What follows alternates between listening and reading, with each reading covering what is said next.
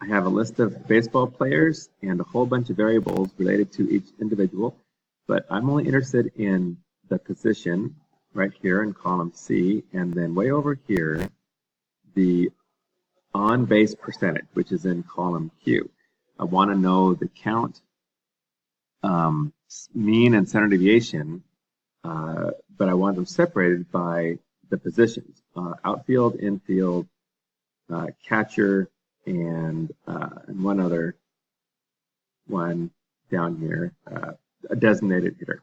So this can take a long time to filter all that out and so forth, but a quick way to do it is using pivot tables. Here's how it works. Go to Data, and then Pivot Table, and then a new sheet will pop up. Looks like this, and go to Rows, click Add, and my first variable, the categorical variable, is position. Categorical variables always go in rows in these pivot tables.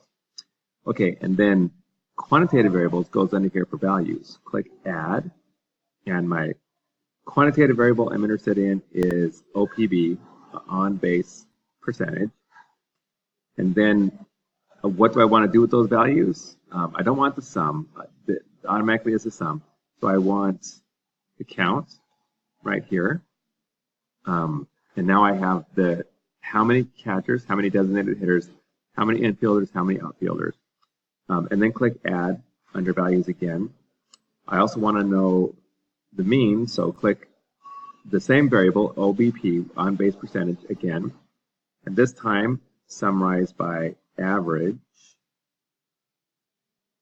And so you see another column pops up. It gives the averages of the catchers, average of the designated hitters, and so forth. And then one more time, under Values, click Add. The variable one more time is OPB. And then this time I want standard deviation, summarized by standard deviation. And there you have it.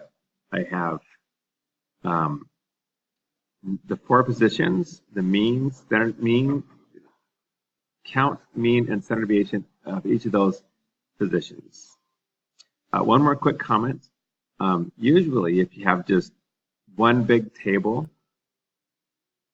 right here, the computer will automatically know where the table is, but just in case it doesn't see, you can scroll up to here and select the place where the data is.